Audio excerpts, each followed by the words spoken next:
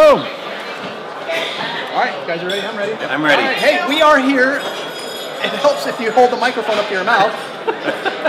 We are here at the 2018 Q Symposium CEO Chairman Exchange here in this beautiful, beautiful place called Hawaii, and we are here with Mr. Steven Stapp from United Community Credit. How are you, Steven? I'm doing great. So aloha, and it's great to be here in Hawaii. My grandparents were born here in Hawaii, What? so yeah, Wow. yeah, they worked in the sugarcane plantation, so it's always great to kind of get back to my roots. Kind of near and dear to your heart. Yeah, absolutely. Indeed, indeed. Yeah. So you have a special guest here in the studio lounge. Yeah, I have my very special guest. He's my board chair, Frank Chen, and unique probably to board chairs is he is a former band director.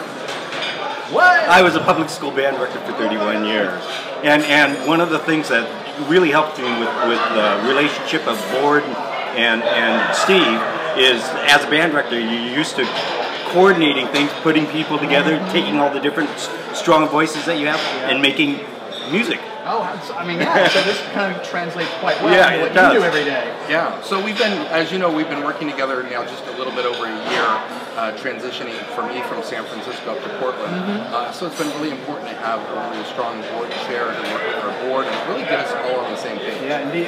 That's what we were talking about before the recording. Is like, I think this is a very timely message here because there's a lot of new CEOs coming in, like people transitioning to new positions, that type of stuff. So I wanted to find out how your working relationship, how was it in the beginning when you first started? Frank, I'll start with you on this one. Okay, well, we just hired Steve. We've had Steve for about a year and a quarter now, I think. And Steve and I came to the Q CEO Chair Symposium last year, and it was a fabulous just bonding between the two of us. And Steve has been a fabulous CEO. I mean, I don't want to get that all over the world, but he has been a fabulous CEO. He communicates well. He answers all my questions, and as I said, I was a band director, so you know I've been learning a ton as far as from Steve. You know how the credit union world works and all those kinds of things. Okay. So it's been great.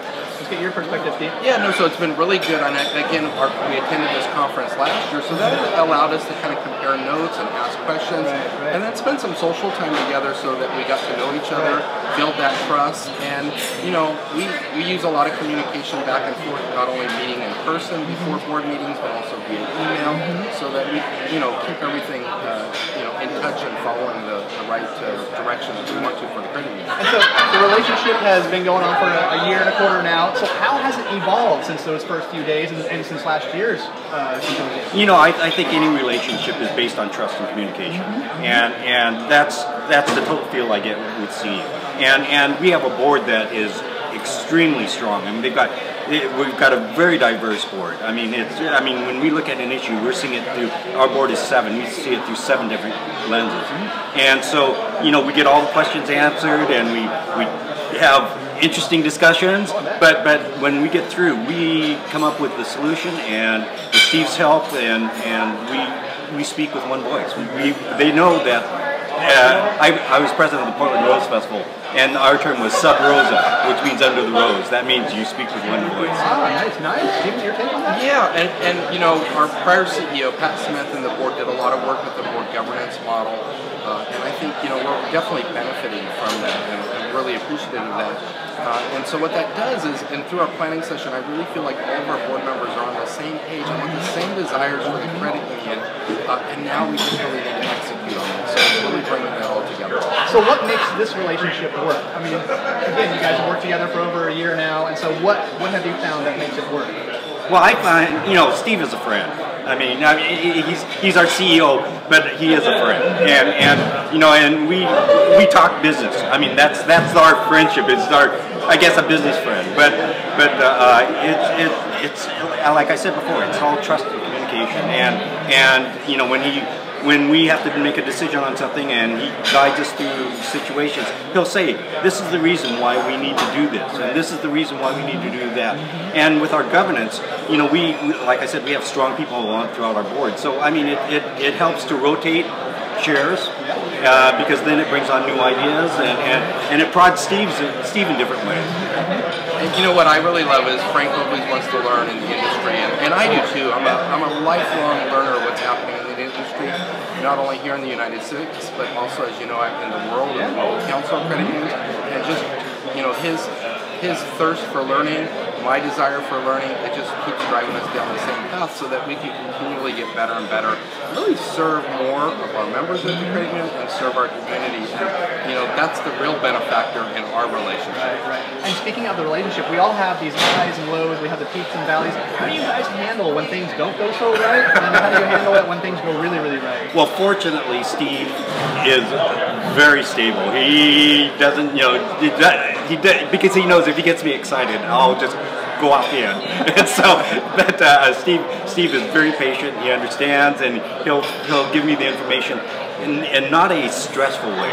It's kind of like, okay, I just want you to be aware of this might be happening or this could happen, and he puts it on a very even keel.